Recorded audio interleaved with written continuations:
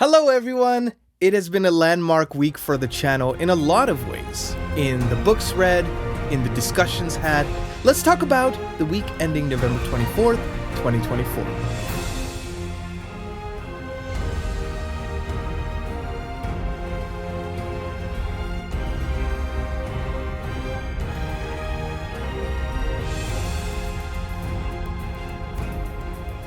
Hey everyone, welcome back to the channel. I'm Nikhil with Shelf-Esteem. I'm a composer, now also a booktuber. You can find my music in The Wheel of Time Season 2, His Dark Materials Season 3, and the newly released psychological horror film Dead Whisper. So I love to call these weekly reading roundups, partially because I want to kind of separate it from the regular weekly updates, but it's basically the same thing. It's just another fun name for talking about the books read, books I'm going to read, and then also kind of posing the question to you all. How did your week go? Making it a dialogue where we get to talk about the books that we love.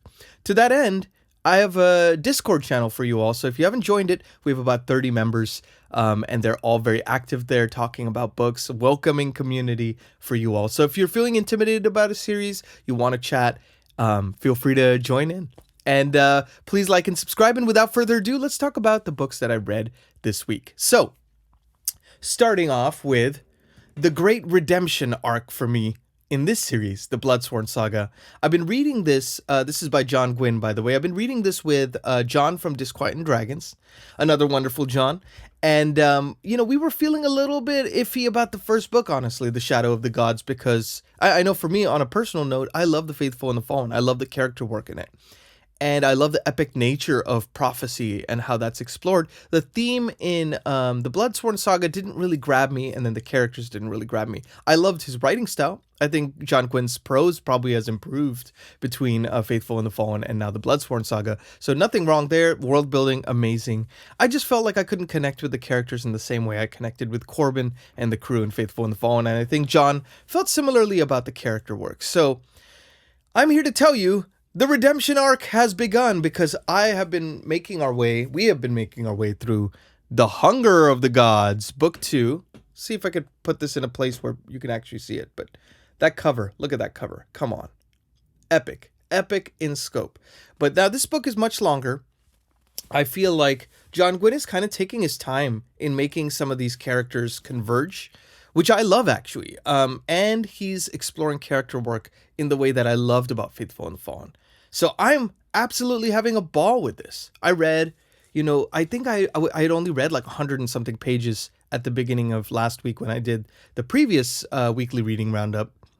And I'm around page 500. So I aim to, by the time you see this, because I'm posting this video on Monday morning, and I'm filming it on Sunday. So by the time you see it, I will have finished it. And I think I'm going to love the rest of this book. I'm excited to actually, after I turn off the camera, I'm going to sit on the couch and just pour another cup of coffee and dive right in. So I am so happy that I like this now, because I'm excited to check out Fury of the Gods probably in December. I'll check with John and see if he still wants to pursue the next volume in the series, the finale, or if he wants to kind of hold it off for next year. But I'm good either way.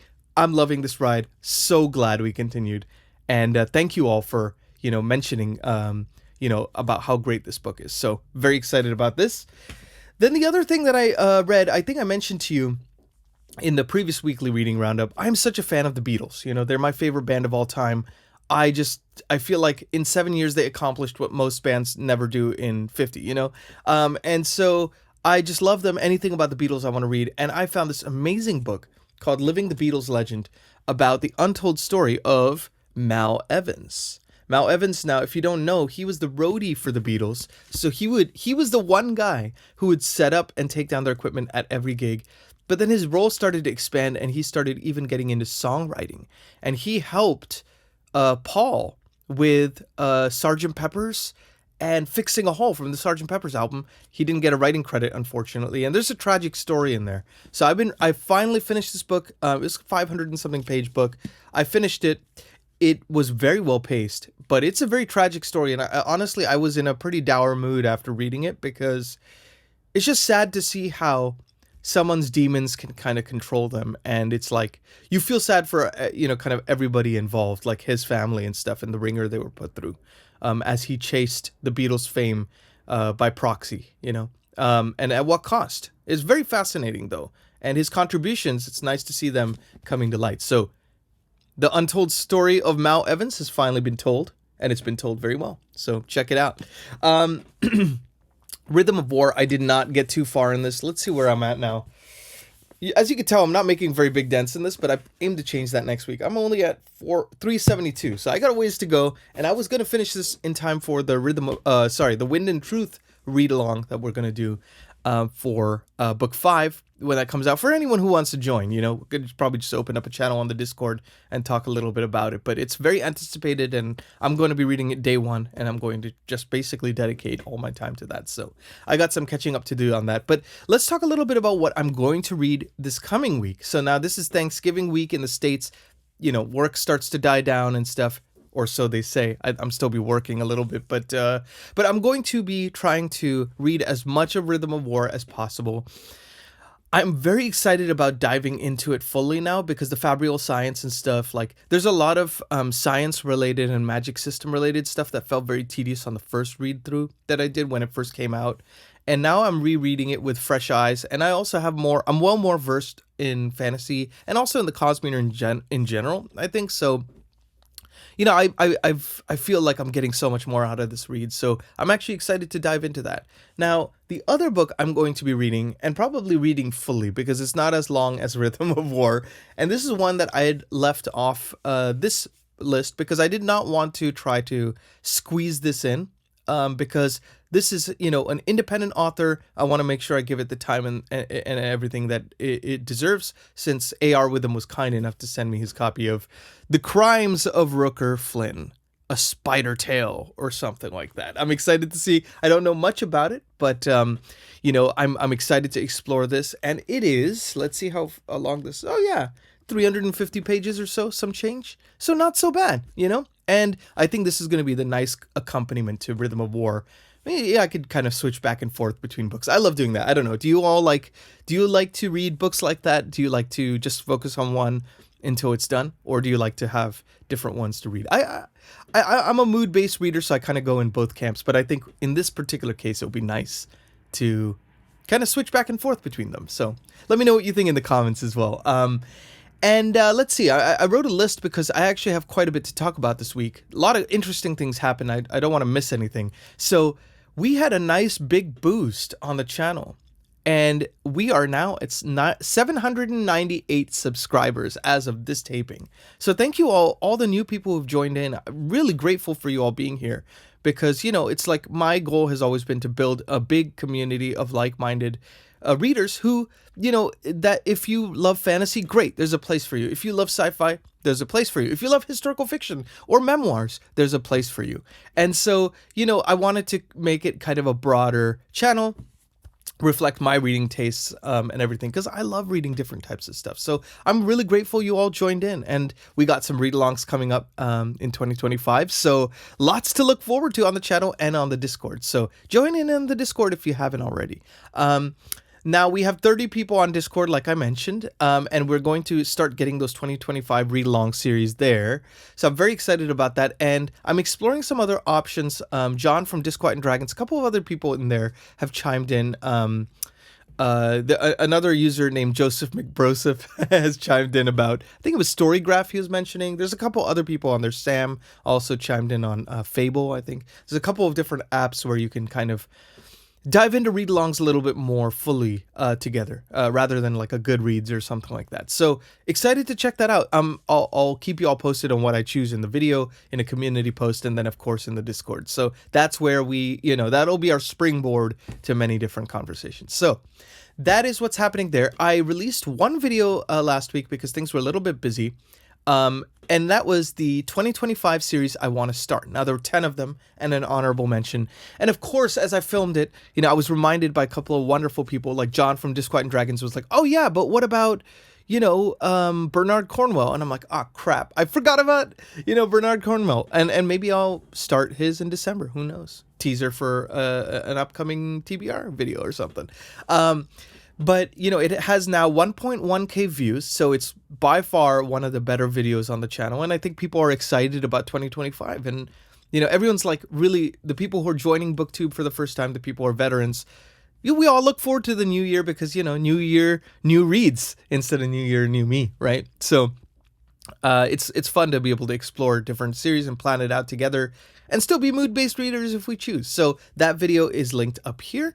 And then the other video is actually on the wonderful Philip Chase's channel. I was honored to be a guest on his Dear Dr. Fantasy segment. Now, Philip Chase, for those of you who don't know, he is a staple of the Booktube community. His thought-provoking discussions on fantasy in particular are some of the best I've ever seen on Booktube, and he's a genuinely kind soul. So if you haven't checked out his channel, I'm linking him down below. Gotta check him out. Really wonderful, and it just has created an inclusive space there. And he's of course the author of the Idan trilogy, which is brilliant. I read 2 out of the 3 books, and I'm looking forward to checking out the third. So wonderful guy. I had such a blast being on his channel. We got to talk about everything from like books to music to meditation to Eastern philosophy and books to all sorts of it was really ran the gamut, that discussion, and it was nice to chat with someone who thinks about fantasy and the philosophy of fantasy in a way that really kind of gets me going, in conversation. So lovely guy. Linking that video up here as well, so you can check it out if you haven't as well. And Philip, thank you so much, man, for having me on. And I can't wait to continue the conversation. And I'll announce more about that as it gets closer to the day. So let's talk a little bit about the channel schedule. So the channel schedule, on Wednesday, the day before Thanksgiving, I'm going to release a December TBR video. So I want to get this out a few days early in case there are any read-alongs, people want to jump on the Discord and chat about them alongside me. Hey, we could do that together, All is possible. So that is going to be the one video. Now, I'm not going to put up a video on Friday like I usually have because I have an announcement to make. Announcement time on Saturday at 11 a.m. PST, Pacific Standard Time.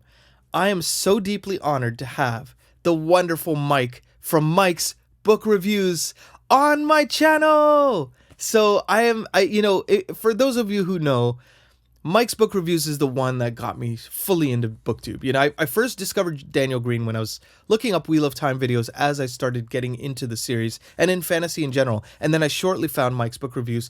And the combination of those two Booktubers is what got me to really pitch for it, And of course, like watching Philip Chase's videos and stuff like that as well. But that pitch, that moment of wanting to pitch for the series and read all the books, which led me to working on the Wheel of Time and his Dark Materials and everything.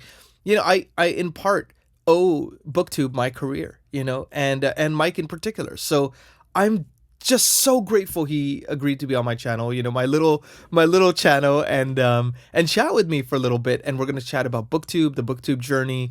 So all you Booktubers that are out there and want to kind of watch and maybe glean some tips or anything that he might have for us. And also, for those of you who are fascinated by the world of Booktube and want to know more about that. And then we're going to also talk a little bit about adaptations because, as you know, I work in the adaptation space, and Mike has really great, astute views on adaptations. What makes one good? What makes one not so great? Where have people succeeded and failed in the past? So I'm so excited to talk to him. So Mike, thank you, man, so much for being on my channel in advance, and I'm really looking forward to our discussion. So I will, it's going to be a live stream, so I'm going to put up a thumbnail a couple days before. So make sure to tune into that and join us in the chat, and we can chat about some stuff in real time as, Mike and I discuss. So looking forward to seeing you all there, and so excited for that. So that is what's on the channel schedule. Now let's talk a little bit about the music front. So couple of interesting things happened this week. I worked on the score for this film, The Conduit, that I'm also a producer on.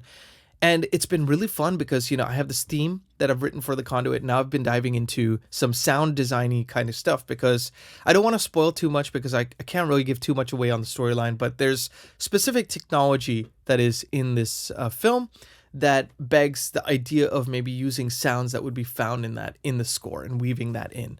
So I'm really looking forward to kind of diving into that further this week. And then I also worked on some more music for this game that I've been working on for a while now, Twin Cores. So really excited about that.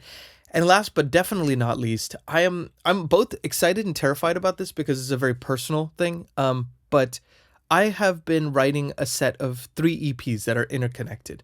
They're songs, going back to my songwriting roots, because I always want to write stuff away from picture as well, stuff that I feel like is just my own. and just talk about the lessons I've learned in life. And there's a song called My Year that I've been working on. And I recorded a 20-piece string section in Budapest. I recorded the piano at a studio over here. I had my wonderful friend Tom Chandler mix and master it. I just heard the master this morning, and I'm ready to submit it to Spotify.